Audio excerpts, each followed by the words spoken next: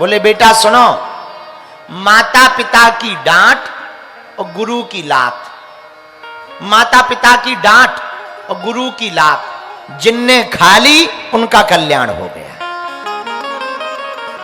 और जो ना माने बड़ों की सीख, ले कटोरा मांगे भीख। जिन्होंने अपनों से बड़ों की बात नहीं मानी, सो भाई बल तो हो सकता है पर बुद्धि ना हो तो बेकार है। भाई तुम्हारे पास में इंजेक्शन हो पर इंजेक्शन लगाने की विधि ना हो तो क्या होगा? गड़बड़ नस में लगा दोगे, आदमी मर जाएगा। हाँ जी या ना जी? बोलो बोलो, हाँ या ना? अच्छा गाड़ी हो, गाड़ी कार पर चलाना ना आता हो, क्या होगा? एक्सीडेंट करोगे, खुद तो मरोगे ही, सामने वाले को और मार डालोगे। बोलो हाँ जी या ना जी? बोलो, जोर से बोलो, हाँ जी ना? उसी प्रकार ज्ञान तो हो, नॉलेज तो हो, पर अनुभव ना हो, एक्सपेरिमेंट ना किया हो, ना खुद ने ना किसी का अनुभव लिया हो, तो होगा क्या?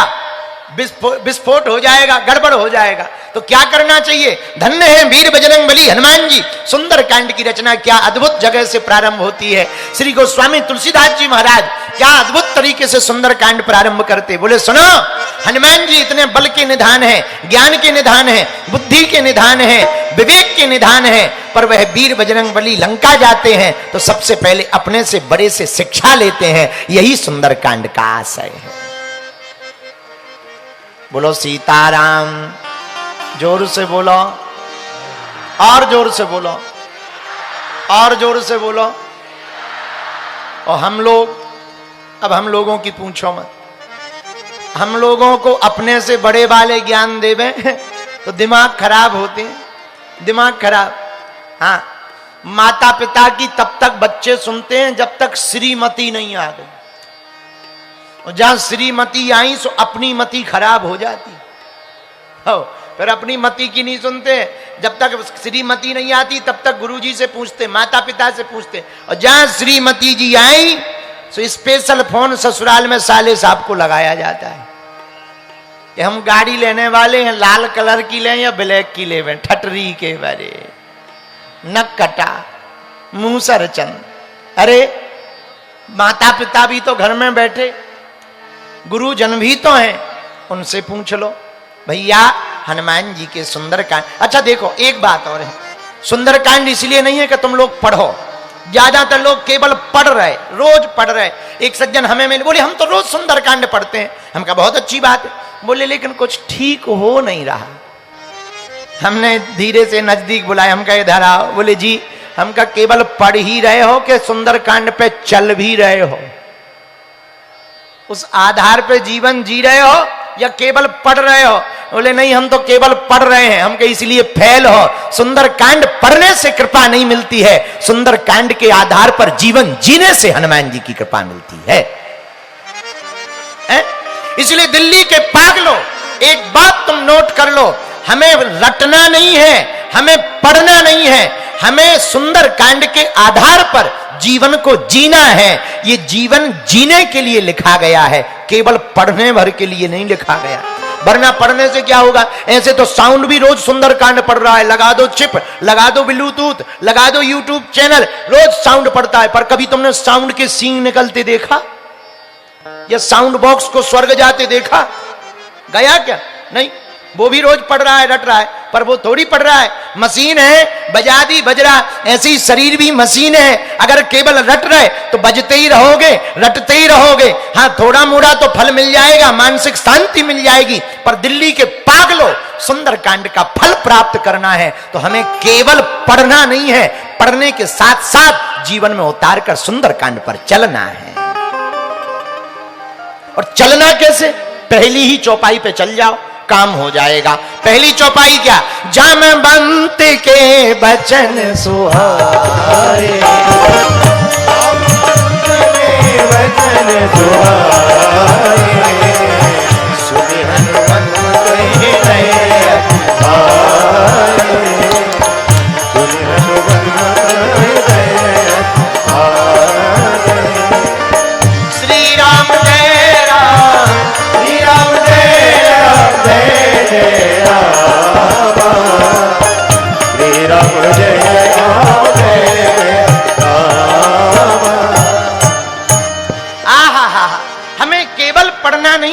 सुंदर कांड के आधार पर जीवन जीना भी है, यही सुंदर कांड की महत्वता है। बोलो सीताराम, जोर से बोलो। ऐसे समझो, महाभारत का युद्ध हो रहा था, कौरव और पांडव दोनों लड़ रहे थे। भीष्म पितामह ने शाम के समय प्रण ले लिया, कल पांचों पांडवों को हम अपने बाण से मारेंगे, एक भी पांडव नहीं बचेगा। अब पांडव डर गए। भीष्म पितामह गुरुजी हैं, उन्होंने ही हमें सब सिखाया है। अगर गुरुजी ने ही प्रण ले लिया कि हम एक एक करके सबके प्राण ले लेंगे तो अब तो कोई बचने वाला नहीं है। भगवान के पास गए। भगवान, हे द्वारकाधीश, हे नंद नंदन, हे यशोदानंदन, विपदा आन पड़ी। गोविंद, अब हम पे विपदा आ गई। क्या हुआ? भीष्म पितामह ने प्रण ले लिया है। किस बात का? मारने का प्रण लिया। अब वो भीष्म पितामह है, उनकी प्रतिज्ञा दृढ़ संकल्पित है। कहीं ऐसा ना हो कल आवे और हम लोग बच ना पावे, आपकी सेवा नहीं कर पाएंगे। और हमें मरने का डर नहीं है। अर्जुन बोले, सुनो प्रभु, हमें मरने का डर नहीं है, डर इस बात का है कि नाक तुम्हारी कटेगी। कि जिसके साथ गोविंद थे, जब वो भी हार गया तो अब जीतेगा कौन? इसलिए मन में बड़ा डर है। भगवान बोले, चिंता ना करो, रो मत, उपाय है। क्या? रात को बताएंगे। शाम हुई, थोड़ा सा दिन ढला, रात हुई, अंधेरा छाने लगा, सूर्य अस्त हो गया। भीष्म पितामह के पास भगवान द्वारकाधीश ने जाने का प्लान बनाया, पर गए कैसे? ध्यान से सुनना इस कथा को। द्रौपदी जी को बुलाया, इधर आओ, तुम हमारे साथ चलो। जो आज्ञा महाराज। पर सुनो, ऐसे मत चलो, घूंघट डालो, घूंघट। तो द्रौपदी ने घूंघट डाल लिया, और जैसे ही घूंघट डाल करके भगवान ले गए, भीष्म पितामह सामने बैठे थे। भगवान ने कहा, द्रौपदी जाओ, चरण पकड़ करके प्रणाम करो, और खूब चरण भाव श्रद्धा पूर्वक पकड़ना और भाव पूर्वक प्रणाम करना। द्रौपदी ने आंखों में आंसू भरकर भीष्म पितामह के चरण पकड़कर प्रणाम किए, पर सिर पर पल्लू डला था, मुख दिखाई नहीं पड़ रहा था। भीष्म पितामह ने हाथों में चूड़ियां देखी और किसी स्त्री को प्रणाम करते देखा, सिर पर हाथ रख करके कह दिया, अखंड सौभाग्यवती भवा। भगवान बोले, जय हो, बहुत बढ़िया रहा, बहुत बढ़िया रहा, बहुत बढ़िया रहा, बहुत बढ़िया रहा। भीष्म पितामह बोले, अरे आप कब आए? बोले, प्रभु बस अब चले आए। तो भीष्म पितामह ने उनको प्रणाम किया, भगवान ने उनको प्रणाम किया। और महाराज सब ठीक ठाक है? भगवान ने कहा, और सब ठीक ठाक है? हाँ सब ठीक है। पर आप इतनी रात को कैसे? कन्हैया, हमें पता है तुम जहां भी जाते हो दाल में काला नहीं होता, पूरी दाल ही काली होती। तुम कैसे आए? कारण बताओ। भगवान बोले, प्रभु बस एक लफड़ा फंस गया था। क्या? आपने शाम को प्रण ले लिया कि हम पांडवों को मार देंगे। हमें लगा कि हमारी पार्टी हार जाएगी, तो हम अपनी पार्टी को जिताने के चक्कर में आपके पास में आए हैं। बोले, कैसे? बोले, वाह, अब तो सब काम ही हो गया, कैसे का खत्म ही हो गई बात। बोले, क्या? बोले, आपने ही आशीर्वाद दे दिया द्रौपदी को, अखंड सौभाग्यवती भवा। अब आपका आशीर्वाद तो टल नहीं सकता है, अखंड सौभाग्यवती भवा। अब कैसे टल जाएगा? भीष्म पितामह जी बोले, जय हो, जय हो, जय हो। हमें तो पहले ही पता था कि जहां तुम रहते हो वहां दाल काली नहीं, दाल में काला नहीं, पूरी दाल ही काली रहती है।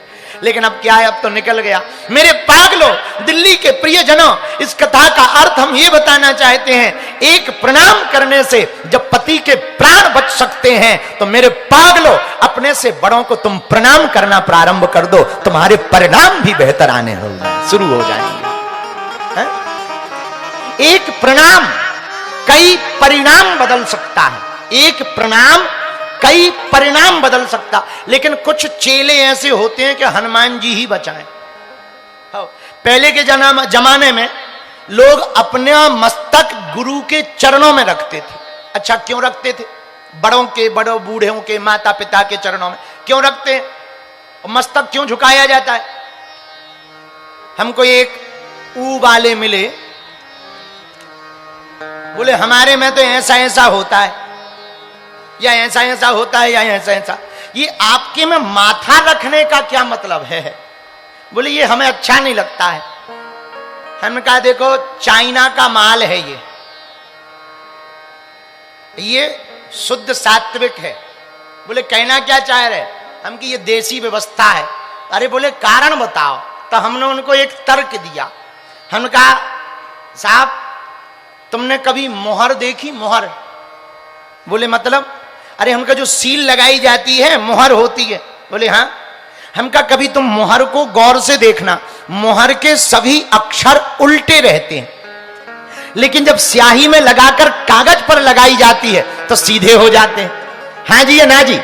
अक्षर उल्टे रहते पर स्याही लगाकर कागज पर लगाते ही अक्षर सीधे हो जाते हैं। वैसे ही भाग्य की रेखाएं जब उल्टी हो जाएं तो गुरु के चरणों में अपने मस्तक को रख देना, तुम्हारा भाग्य सीधा हो जाएगा। ये परंपरा है।